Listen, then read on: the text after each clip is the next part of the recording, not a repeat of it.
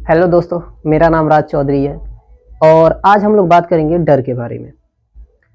इस आधुनिक दौर में अधिकांश व्यक्ति यही चाहते हैं कि जो उनके अंदर का डर है वो ख़त्म हो जाए और इसी के वजह से बहुत सारे सोशल प्लेटफॉर्म जितने भी हैं वहाँ पे जाकर ये सर्च करते हैं कि मतलब how to overcome my fear और how to end my fear, इसी तरह के सर्च करके और उसी से रिलेटेड वीडियो देखते हैं। और उस वीडियो में अधिकांश वीडियो मैंने जहाँ पे देखा है उस वीडियो का ये दावा रहता है कि यदि आप ये वीडियो देखते हैं तो आपके अंदर का जो डर है वो ख़त्म हो जाएगा। मतलब मैंने बहुत सारे ऐसे वीडियो देखे हैं यूट्यूब पे या फिर कहीं पे भी, लेकिन जो डर का मेन मोटिव है मुझे अधिकांश वीडियो में कहीं पे नहीं मिला है। उसका मेन मोटिव क्या है, डर का मतलब होता क्या है, क्या हम लोग जो सोचते हैं डर के बारे में क्या वही उसका मीनिंग है। क्योंकि उन लोगों को इतना भी समझ नहीं है कि जो डर है वो कभी खुद के अंदर से खत्म नहीं किया जा सकता। हाँ, ये अलग बात है कि इसको कम किया जा सकता है, वो भी प्रैक्टिस के माध्यम से, लेकिन इसका जिक्र कहीं कहीं पे होता नहीं है। बस वो ये लोग कहते हैं उससे रिलेटेड। जैसे उदाहरण के तौर पे मैं आपको समझाता हूँ। जैसे मान लीजिए एक वीडियो मैं देख रहा था, वो दावा ये कर रहा था कि इस वीडियो के बाद आपका डर पूरी तरह से खत्म हो जाएगा, और एक वीडियो पे ये लिखा था कि इस वीडियो देखने के बाद डर आपसे भागेगा। तो उस वीडियो का ये मोटिव रहता है कि आपको कोई कहानी सुना देगा और कहानी सुनाने के बाद उससे रिलेटेड वो रिलेट कर देगा। लेकिन आप उसमें ये जान पाएंगे कि इसके बारे में तो ना ही डर के बारे में बताया गया है, ना ही डर होता क्या है और इसका मेन मोटिव क्या होता है। ये तो आज मैं कोशिश ये करूँगा कि इसको संक्षिप्त में छोटे रूप में कोशिश किया जाए कि मैं बताने की कोशिश करूँगा कि मतलब डर होता क्या है, इसके कितने टाइप्स होते हैं और इसका बायोलॉजिकल इफ़ेक्ट क्या होता है जब आप पे ये हावी होता है। यानी जब आपकी कभी भी ऐसी परिस्थिति आती है जहाँ पे आप डरते हैं तो उस समय आपके अंदर बायोलॉजिकल चेंज क्या होता है वो भी जानने की कोशिश करेंगे हम। तो जुड़े रहें। तो चलिए साइंस के अनुसार ये देख लिया जाए कि डर क्या होता है। साइंस के अनुसार अगर देखा जाए तो जो डर है वो हमारे सबसे पुरानी इमोशन में से एक है। यानी कहने का मतलब ये है, ये जो डर है ये भी एक इमोशन ही है। तो ये भी जो है एक इमोशन है और एक बायोकेमिकल रिस्पॉन्स है उन चीजों के टुवर्ड जो हमारा जो दिमाग है वो ये सोचता है हमारे लिए ये खतरनाक है या फिर नुकसानदेह है।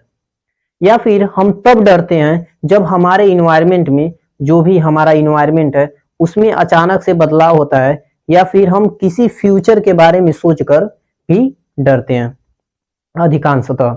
जैसे कि उदाहरण के तौर पे समझ लिया जाए कि अचानक इन्वायरमेंट में बदलाव आ जाए, कोई भी हो। जैसे ये कोरोना वायरस आया था, उदाहरण के तौर पे समझा जाए कि कोरोना वायरस आया था और लोगों के अंदर बहुत बहुत ज़्यादा डर उत्पन्न हो गया था।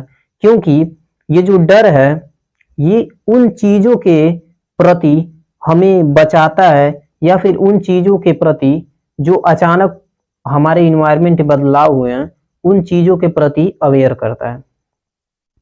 ये होता है इसका मेन मोटिव। तो पहले ये समझ, साइंस के अनुसार ये हम समझ गए कि जो डर है वो भी एक इमोशन का ही हिस्सा है। और अगर यदि हम हिंदी के अनुसार समझें, यानी हिंदी में भी इसकी व्याख्या की गई है। यदि आप रस पढ़े हैं, हिंदी व्याकरण में अगर रस आप पढ़े हैं तो उसमें करुण रस, वीर रस, रौद्र रस इत्यादि रस हैं, और उसमें एक रस आता है भयानक रस। भयानक रस भी आता है और उसका जो स्थायी भाव होता है वो भय होता है। भय मतलब डर। अगर भयानक रस में परिभाषा कुछ ऐसे है कि जब हम किसी वस्तु को देखते हैं या फिर सुनते हैं या फिर उसकी कल्पना करते हैं, और उस कल्पना मात्र से ही या फिर उस सुनने मात्र से ही जो हमारे मन में भय उत्पन्न होता है वही भयानक रस होता है। कुछ ऐसा ही उदाहरण उसमें दिया गया है। और उसका जो मेन जो स्थायी भाव है वो मेरा क्या है, फियर ही है, फियर ही है।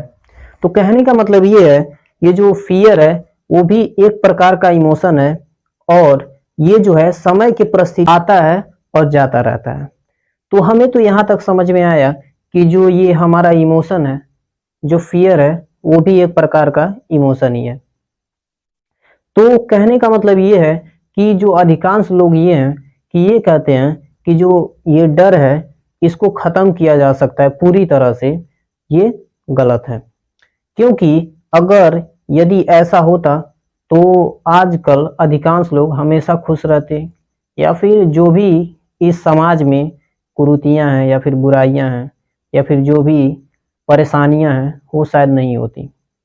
तो कहने का मतलब ये है कि ये जो चीजें हैं ना, डर, सुख, दुख, यही सब इंसान को इंसान बनाती हैं।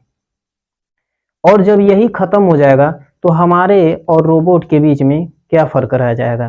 तो कहने का मतलब ये है कि ये जो डर है वो कभी खत्म नहीं किया जा सकता। हाँ, ये अलग बात है, इसको कम किया जा सकता है, वो भी अभ्यास के माध्यम से।